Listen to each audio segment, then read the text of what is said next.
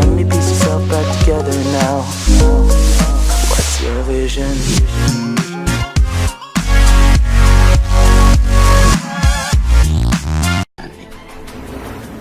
The discovery of Atlantis would completely rewrite the early chapters of history.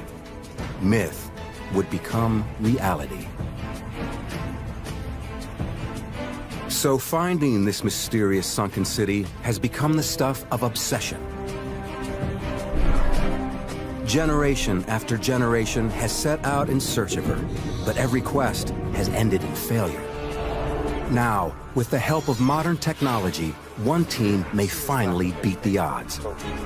They're employing everything from satellite photography to ground-penetrating radar to underwater archaeology in a passionate bid to find the sunken city.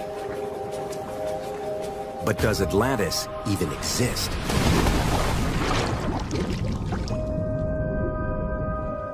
The legendary city may be just that, a legend.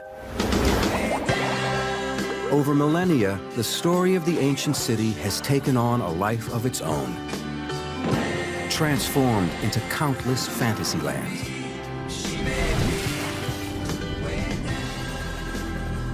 To separate fact from fiction, any search for Atlantis must begin with the original source material, and Angela Hobbs knows just where to look. All we know about Atlantis comes from a few pages of the book that I'm holding in my hands, written by the Greek philosopher Plato. He is the gold standard. There is no other ancient source for the myth of Atlantis. This is it. The records speak of a vast power that sprang forth from beyond, from the Atlantic Ocean. For at that time this ocean was passable, since it had an island in it in front of the strait that you people say you call the Pillars of Heracles. Plato's descriptions of Atlantis are incredibly intricate. His writings provide any Atlantis seeker a detailed roadmap. According to Plato, Atlantis was an island kingdom with land rings and circular harbors, situated just beyond the Pillars of Hercules. Many believe that the Pillars of Hercules describe the peaks that flank the entrance to the Strait of Gibraltar, the northern pillar being the Rock of Gibraltar, and the southern pillar a corresponding peak in North Africa. This leads Dr. Richard Freund to begin his search for Atlantis in southern Spain. The Pillars of Hercules was known by every single ancient writer as being located in what we call today the Straits of Gibraltar. This bay is located just beyond those ancient Pillars of Hercules. Freund focuses on the Guadalquivir River Delta in Doñana National Park. He believes a massive ancient bay once existed here in antiquity. Here we are in the largest marsh in southern Spain, hundreds of square miles. It is massive. We're talking about 40, 50 miles worth of just marsh. And archaeologists think that buried in this marsh is the lost city of Atlantis. In 1922, archaeologists George Bonser and Adolf Schulten proposed that Atlantis is hidden under these mudflats. But for decades, most scholars ignore the theory. Then, in 2004, a young German physicist named Rainer Kuhn makes headlines using satellite photography to resurrect the Bonser-Schulten theory. I am here within the mudflats of the Doñana National Park. It is exactly here where I think that Plato's Atlantis was located. Kuhn observes strange circular patterns in a satellite photograph of the Doñana mudflats. Comparing the photograph to the detailed descriptions in Plato, Kuhn becomes convinced that the lost city is here in southern Spain. In his writings, Plato describes a port city with 3 rings of concentric harbors and gives exact dimensions for each. Kuhn believes that the circular patterns he sees fit Plato's measurements. And there's more. In his writings, Plato describes 2 temples on the center island of Atlantis. one dedicated to the god Poseidon. Within the circular patterns on the Doñana mudflats, Kuhn finds a rectangular anomaly. When he calculates its dimensions, it comes up a perfect match to Plato's description of Poseidon's temple.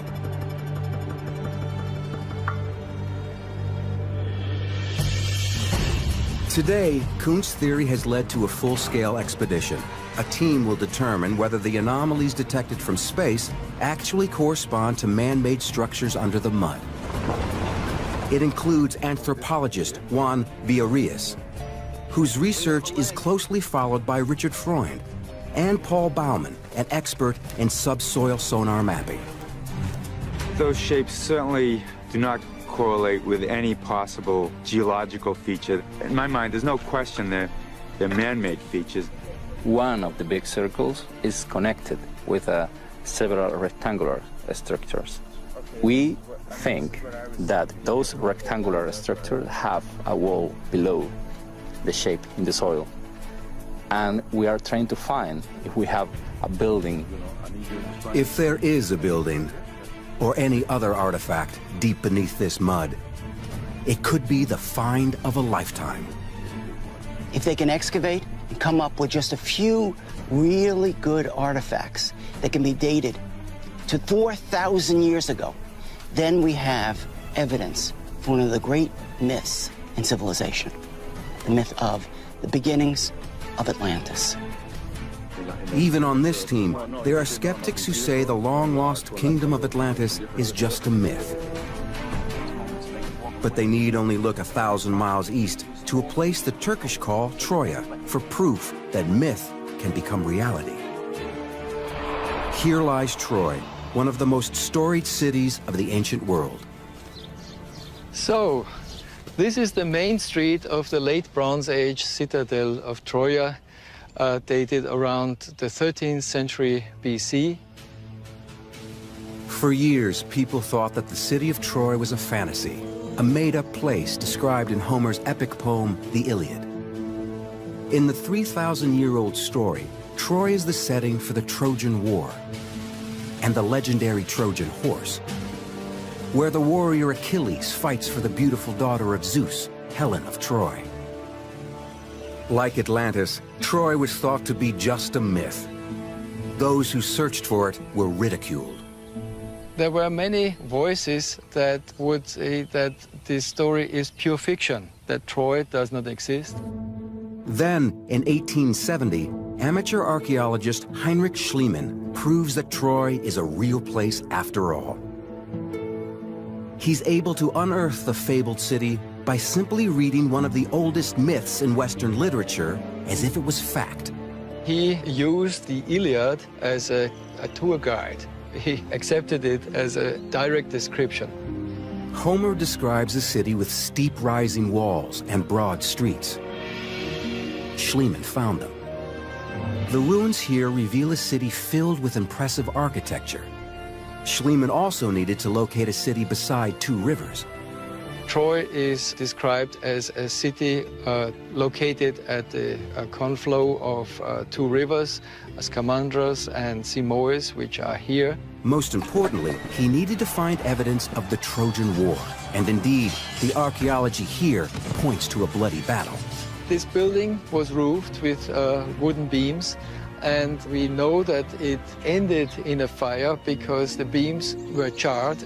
And if there was a Trojan War, this is the best evidence that we have. For those searching for Atlantis, Troy is an inspiration, proving that myth and fact are sometimes one and the same. When Schliemann came here, he was successful. He excavated an archaeological site that everybody agrees nowadays is the site of Troya. He wanted to solve an archaeological problem, and he did. Now, the team in Spain is taking an even bigger gamble, and no one knows if they'll be as lucky. This rich and strange marshland on the Spanish coast is part of a protected park called Doñana. In ancient times, this area of southern Spain was underwater, and the Doñana Park was essentially a large bay. In the bay, they were created over a long period of time massive sandbars that allowed people to use these sandbars to create cities. Dr. Richard Freund believes that the famous rings of Atlantis may have existed in this bay thousands of years ago. Freund and a team of archaeologists, geologists, and anthropologists pore over satellite photos of the area. We have put different depths. They find what may be circular shadows of an ancient city. Finally, we've narrowed it down to a very specific location around this mysterious circle in the midst of the swamp. But in order to pick the best areas to investigate, the team needs better images. And a simple homemade contraption might just fit the bill. By attaching small cameras to a balloon and a kite, the team can get higher resolution images than the photographs taken from space. Yeah, there we go, so that's working. The aerial photographs we're doing today can give us the clearest images that they've ever had. Today we'll get the best photographs of this entire area with this balloon and see whether those rings really exist. We're going to lift the balloon to at least 100 meters, and then we'll probably work at different increments of elevation, 100, 150, 200, and so forth. Any patterns or anomalies in the soil that appear in these new photographs could indicate buried man-made structures. But if there was once a mighty city here, what happened to it? According to Plato's final chapter, the great city of Atlantis faced a cataclysmic disaster. Violent earthquakes are followed by great flooding, and after just one day and one night, the entire island of Atlantis sinks below the sea. In order to prove their theory, the Spanish team must find evidence of such a disaster. Dr. Juan Antonio Morales finds geological evidence of a long history of massive tsunamis hitting this coastline. Puede observarse en esta zona como el desplazamiento de algunas de estas rocas a lo largo de esta plataforma tiene decenas, incluso centenas de metros.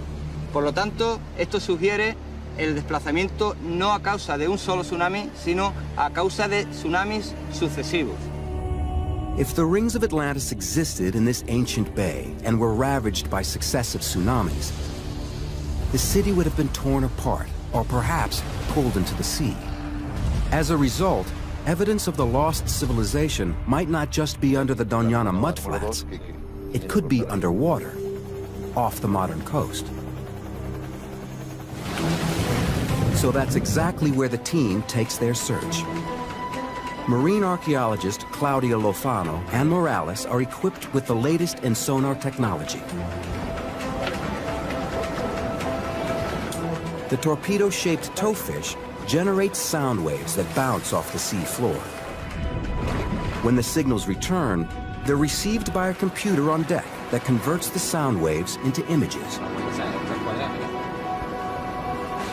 Any formation that appears in the sonar imaging system is mapped and its coordinates recorded. We have seen an anomaly, which is a vertical wall. This is very different to a geological formation.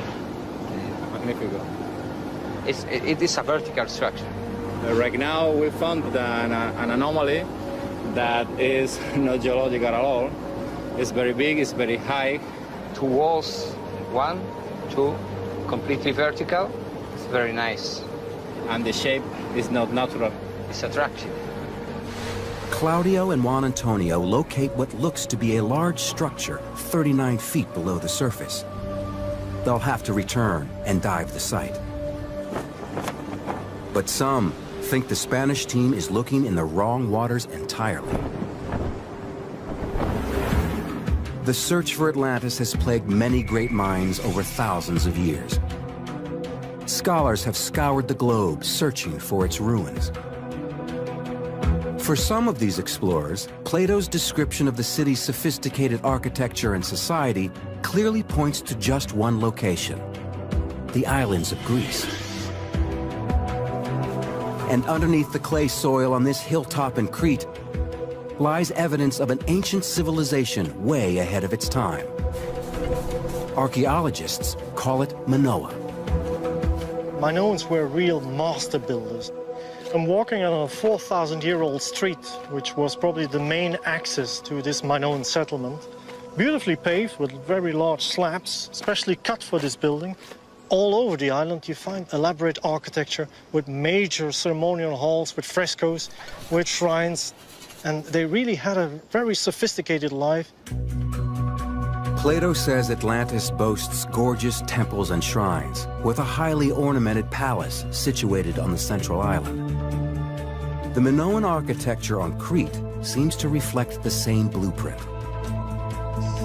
We're in the palace at Knossos, the major site of Minoan civilization, with this massive palatial structure at its core. Could this be the great central palace that Plato describes? This is a megastructure covering about 10,000 square meters. Now, this kind of architecture required incredible planning to get the stones from the quarry, to transport them here, to have the skilled masons work them. To create this kind of straight line and the different kinds of shapes would have been very, very difficult. Walking amongst the breathtaking remnants of their ancient world, it's easy to imagine the Minoans calling their city by another name, Atlantis. To match the descriptions of Atlantis, the Minoan city also has to have an acropolis with dwellings and halls. And it's all here at Knossos. According to Plato, the bull is a central part of the Atlantean culture. In Atlantis, sacred bulls roam free around the temples. They're worshipped by priests and sacrificed in honor of Poseidon. Here in Knossos, it's obvious bulls were once a powerful symbol. I'm above the northern entrance passage at Knossos, and behind me is this imposing bull fresco. Now, it really seems as if the bull was a very significant part of Knossian political propaganda. There's a bull leaping scene found in fresco fragments over in the east part of the palace as well. The cultural importance of the bull, the stunning architecture, the depictions of a utopian lifestyle, together paint a familiar picture. It seems possible that the people we call Minoans are really the long-lost people of Atlantis. But Atlantis famously came to an end. Plato says the city was destroyed in a single day and night. Evidence suggests the Minoan people may have suffered a similar fate. It's from this kind of archaeological evidence that we can deduce some kind of a crisis situation. A lot of things went bad. On the southern coast of Spain, researchers have discovered buried structures they believe may be the lost city of Atlantis. It's not geologic at all. But there are those who think the Spanish team is way off course, that Atlantis was actually located in the Greek islands. The archaeology here is convincing. There is evidence that the Minoan people of Crete suffered a terrible disaster, an ancient cataclysm that may have wiped out this advanced civilization just as Plato describes. Clues to this catastrophe can be found 85 miles north of Crete on the Greek island of Santorini, also known as Thera. The disaster that occurred here nearly defies description. It's a volcanic island, and the volcano exploded very, very spectacularly about 3,600 years ago. And we have here evidence with this very impressive architecture, not even excavated, it's just being exposed as it's eroded by the sea. And you can see here evidence of the Theran eruption with ash layers and pottery showing that this building was destroyed at exactly this time. The ash cloud from Thera blocks out the sun for days. For the people of Crete, the effects are devastating. We had these huge ash clouds arriving on the island of Crete, and they deposited sort of like thick packages of volcanic ash that must have caused tremendous problems in their agriculture, in their shipping, in their commerce. A lot of people probably lost their houses. You had volcanic winters. A lot of things went bad. The earthquakes and massive volcanic activity on Santorini likely produced tsunamis, gigantic waves that crash onto the north coast of Crete. These waves would carry with them volcanic pumice, a very porous and solidified lava rock.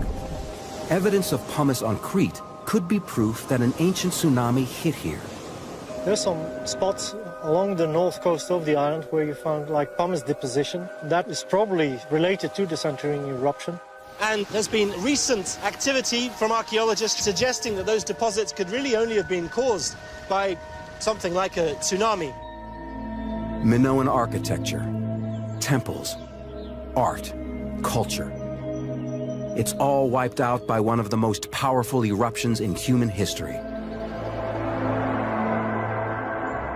The case linking the Minoans to Atlantis is strong, but the legend of Atlantis hinges on its sinking and overnight disappearance. And for the Minoans, the eruption of Thera is not the end. Some managed to survive. We have clear continuity in the Minoan civilization after the Theran eruption. We can see archaeological layers showing the occupation at the time of the eruption and then rebuilding and reoccupation straight away afterwards. It seems that despite compelling evidence, this is not the place that Plato describes. The Minoan civilization did not sink into the sea.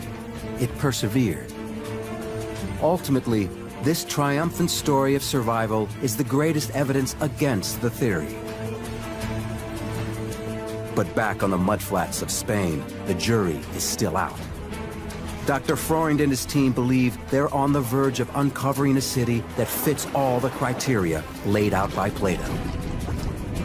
We're standing here at the outskirts of the Doña Ana National Park, the source of tremendous speculation that perhaps this was the place where Atlantis was located, and this was the place, the mud, the shoal into which it disappeared.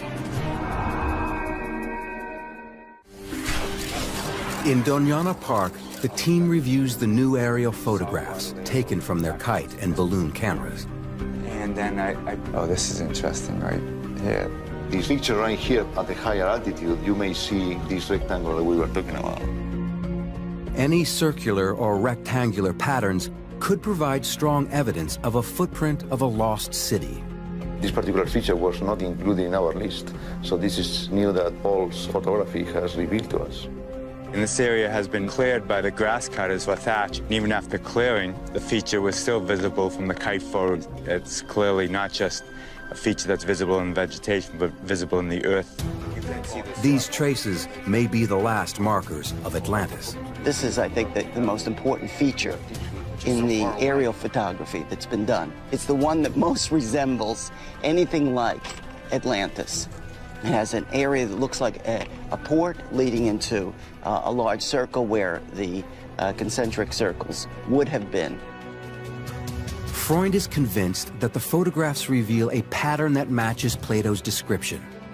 A series of circular harbors with a central canal connecting them to the ocean.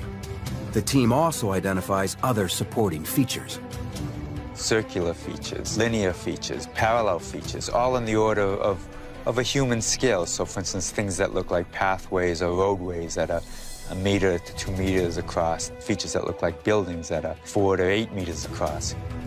The team now uses ERT, electrical resistivity tomography, to record images of what lies underneath the circular patterns. What we're doing here is we're running a bunch of current through the ground, and we're measuring what comes back from that, and we'll be able to get a picture of what's in the subsurface up to about 12 meters below the ground surface. The crew frantically searches for any remnants. The lost city of Atlantis may finally be in their grasp. Yeah, no, you're right. I didn't go very far. But another ancient mystery also looms large. Yeah, the rectangle here, the rectangle there. The biblical story of the lost city of Tarshish. Tarshish is a city mentioned many times in the Bible. Many scholars believe that it's simply another name for the ancient and famous city of Tartessos. Most scholars agree that Tartessos was located in southern Spain and that Tarshish was located in southern Spain. Tartessos was Tarshish. In the written sources, Tartessos and Tarshish are famous for their metals. Trade ships would travel for years from as far away as the Middle East to fill their holds. But Tartessos and Tarshish abruptly disappear from the historical and biblical records. It's as if the cities suddenly ceased to exist. Freund believes that's because in ancient days, Tartessos and Tarshish went by another name, Atlantis. We have two remarkably similar stories being told in antiquity. The story of Tarshish in the Bible and the story of Atlantis in Plato and Roman sources. In the story of Plato, Atlantis is a port city located on an island at the far end of the known world, where deep water ships would come, taking 3 years to arrive at the end of their journey. In the Bible, Tarshish was that city that may have been built on an island, a deep water port, at the end of the known world for the Bible, and it was a place that took 3 years, according to the Book of Chronicles, for them to arrive at the end of their journey. Tartessos is Tarshish is Atlantis. It's an interesting theory. Each city is documented as a famous port that mysteriously disappears from the written record. And the similarities don't end there. Each of the three cities is said to have great mineral wealth, with access to massive amounts of gold, silver, or copper. Plato certainly does talk about mines, which the Atlanteans have access to, and one of these mines being for this probably fantastical metal called aurichalk, though some archaeologists think they know what it might be or what it might be like. All we know is that it glows like fire. Scholars translate aurichalk as mountain copper. Today, just upriver from the Doñana mudflats, the hills shadowing the Rio Tinto are mined for gold, silver, and copper. And there's evidence to suggest there's been mining here for over 5,000 years. The mudflats' proximity to these deposits of valuable ore make any ancient city located here a strong candidate for Atlantis. It's just one more clue that points to the coast of southern Spain as the best location for the lost city. But the only way to know for sure is to get a closer look. The anomalies we have seen, and the structures are completely square. This is curious because these four are forming a line 2 meters high. For me, it's the most interesting zone in this area. My best option is to go there to dive.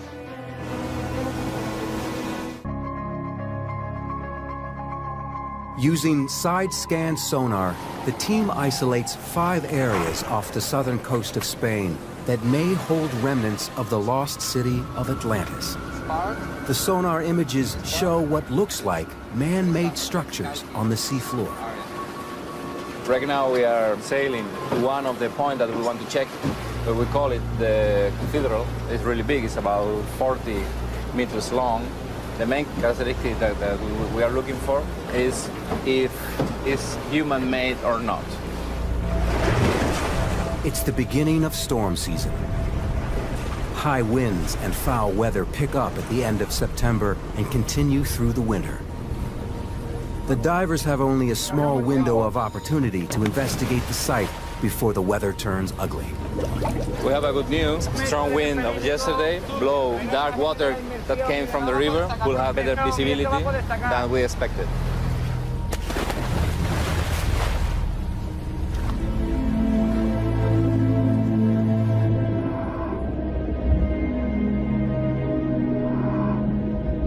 Nearly 39 feet below the surface, the divers discover some unusual formations.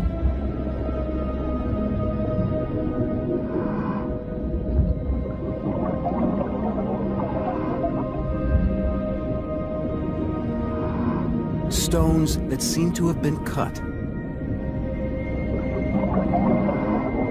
Maybe by the men of Atlantis. These stones may have once been part of the great city walls that Plato describes. Man-made, yeah. It's too perfect to be casual. Huh? Take a second look, huh?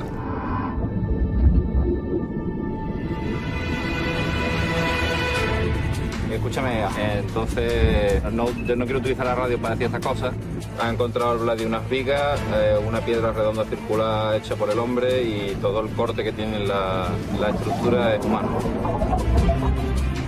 As each diver surfaces, more details of the unique discovery are revealed. Había un ladrillo que no era cuadrado, terminaba, parecía que estaba trabajado también. Era una piedra, pero terminaba en pico, en cuña. Some places is like a wall, no? And there are like steps from the stair, very mysterious, no? Vaya día tenemos, ¿no? Increíble, increíble. The dive is a success, but the team's geologist, Juan Antonio, doesn't want to jump to any hasty conclusions. First, he needs to review the hours of underwater footage. Any discoveries from the diving expedition could be linked to potential finds in Doñana, so the team continues their search on land. Archaeologists conduct a careful survey of the surface, hunting for any cultural remains. When we're looking for Atlantis, we're not just looking for the buildings of Atlantis. What we're looking for is the culture of Atlantis. We may not find all of the contours of the city. You could find a wall, you can find two walls, you can find rectangles. It still doesn't connect it directly with the ancient Near East and all of the great civilization from the Aegean through the Mediterranean. But every once in a while in archaeology, you come upon a smoking gun, something that connects all the dots for you. While searching within the large circular patterns in the soil, Freund and his colleagues suddenly discover two incredible artifacts. He's a magnet, but look at that, look at that. Oh my gosh, people wait a whole career to find one of these little figurines and to find two, and just magnificent. It's an ancient statuette, probably at least 2,000 years old. She is one of the most spectacular kinds of goddesses. Is she Astarte or Ishtar? If they are Astarte or Ishtar, it would make them Bronze Age icons, dating as far back as 4,000 years. The beautiful figures may represent a direct connection between this area and the great civilizations of the ancient world. From the ancient Near East, through the Aegean, to the Mediterranean. And those two small figurines can connect it. Because if we find the culture that fits into that context, then we found Atlantis. Meanwhile, now back on land, Claudio, Juan Antonio, and the team of divers carefully review their footage, analyzing what seems to be the ruins of a man-made structure. Yo veo aquí una superficie que parece el techo de un bloque. Imagínate que eso fuera una pared, un bloque hecho por el hombre. Parece un muro. Pero yo veo dentro de la piedra y veo líneas. Yo no veo un muro, yo veo un estrato diaclasado. Este diaclasado corresponde a esfuerzos regionales y seguro, vamos, yo apostaría que es geológico. Yo no puedo afirmarlo con rotundidad, pero me cuesta creerlo, ¿no? Me cuesta verlo. Parece que pueda ser una formación natural que haya sido modificada. Parece que el hombre ha hecho algo ahí. Que alguien aprovechara esta piedra que se la encuentra rota para construir un muro, puede ser. Each stone raises new questions. Although they appear to have been formed geologically, it's possible they were later used as building materials. Es completamente nuevo. Cuando analizamos yacimientos del entorno de Doñana, vemos que muchas de estas rocas y de rocas de otro tipo cuadrangulares han sido reutilizadas en la construcción. If the stones were transported and used as building blocks, the most likely location for a construction site is under the Doñana mudflats. For 3 days now, the team has been conducting advanced imaging across the geometric patterns first seen in the aerial photographs. Let's get Juan over here. Just let him look at this. This is the big circle. Any structures below the soil will show up as distinct breaks in the so-called density and conductivity graph. If there are evenly spaced breaks that match the circular patterns on the surface, it will be strong evidence that there are buried structures under the mud that could be the city of Atlantis. Okay, so here's the results of the electrical imaging across the large circle that's particularly reminiscent of Plato's description of Atlantis. The section's 160 meters long and 12 meters deep. We have breaks here and breaks again at 60 meters. 60 meters. The results look positive. The images show breaks consistent with the circular patterns seen from above. In my view, the pattern of resistivity to electricity matches the pictures, matches the shape of the borders of the features. We can explain the circles because they really are there. There is some kind of representation in the soil. They look like this. If a city was suddenly buried here, all of the organic material associated with that civilization would also be trapped. Over the centuries, this material would decompose and produce gas. While retrieving core samples, the team taps into just that. But isn't this the most exciting feature? We have a mysterious methane layer that could indicate flora and fauna and human activity that were sealed in one single layer in a catastrophic event. Freund is feeling optimistic. Early lab results from the finds at the Doñana mudflats are in, and so far, they look positive. Carbon-14 dating has told us that artifacts found inside of the marsh go from the period of 5,000 BCE all the way down to approximately 2000 BCE. We have a coring that tells us there was a deep water port that continued into the center of this marsh. Electrical resistivity tomography identifies that there were actual signatures of walls that were located below the surface. And we have a mysterious methane layer that was sealed about 6 to 9 meters below the surface. It goes down deep. What is it? It must be about 5 meters? No. Methane is created by the decomposition of organic matter. If the entire Atlantis civilization was suddenly buried, it could create a huge deposit of trapped methane, like the one found by the research team. Although other explanations for the gas are possible, its unique location, coupled with the history of tsunamis on this coast, together make a strong case that a tsunami crashed onto this site and buried a city. The surrounding flora, fauna, and people would have all died. The researchers are anxious to excavate, but there's groundwater right below the surface, and that poses serious problems. Going deeper than 7 meters is technically very complex and very expensive. Yeah. It could be years before anything is unearthed here. But further inland, other Spanish archaeologists have recently made a discovery that could lend further evidence to the Doñana theory and point the way to Atlantis. This is Concho Ruano, one of the greatest archaeological discoveries of the 20th century. In the 1970s and 1980s, archaeologists discovered a series of different villages that preserved Tartessan culture. This Tartessan culture was so different than all the other culture around it. It was the culture of the South. Freund believes Tartessan culture was really Atlantean culture. But these 2,500-year-old ruins are 125 miles from the coast, a long way from home. Why did they come here? Some cataclysmic event on the coast pushed them out of their homes in the 9th century. Freund believes this place is not the remains of a once bustling village. Rather, it's a memorial to the lost kingdom of Atlantis. He calls it a ritual city and says that this site is actually a miniature replica of Atlantis, built in homage.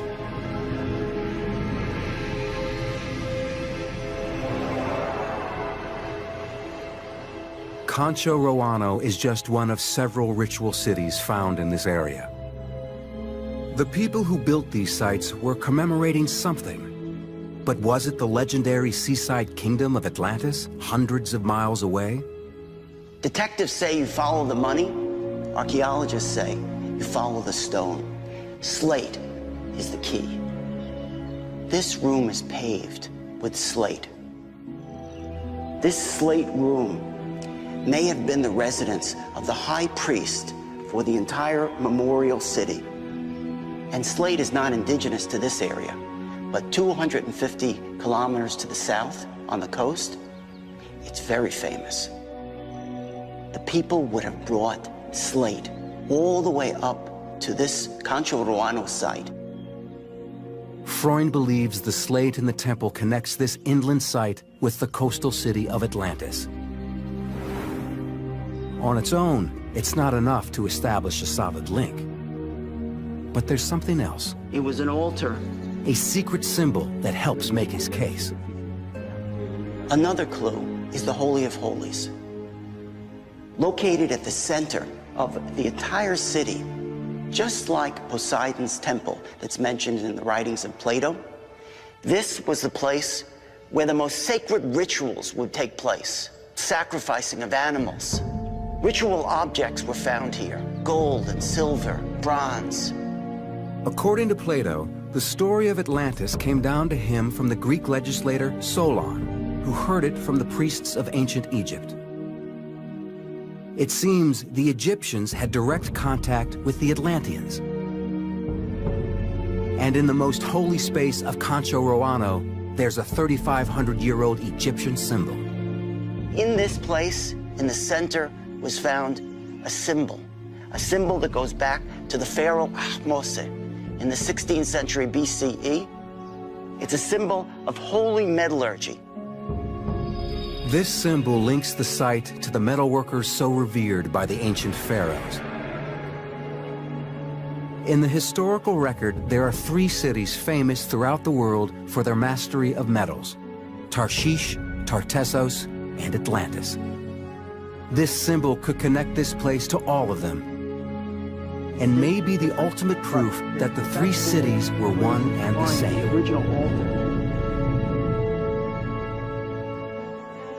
But there's one more piece of evidence connecting Cancho Ruano to Atlantis. The most remarkable artifact of all. An ancient carving that seems to preserve the very emblem of Atlantis.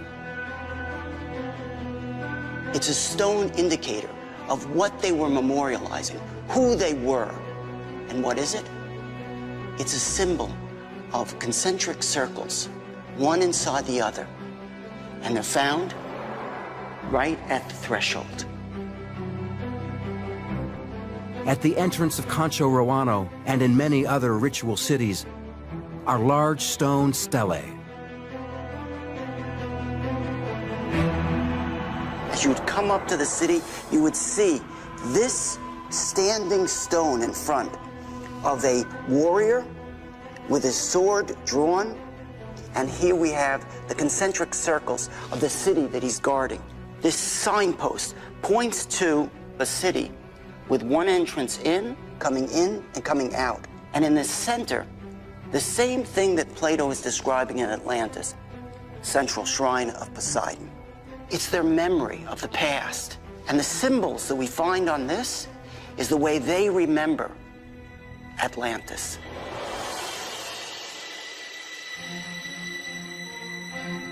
If this structure was built by refugees from Atlantis, then this is the shared memory of their sunken home.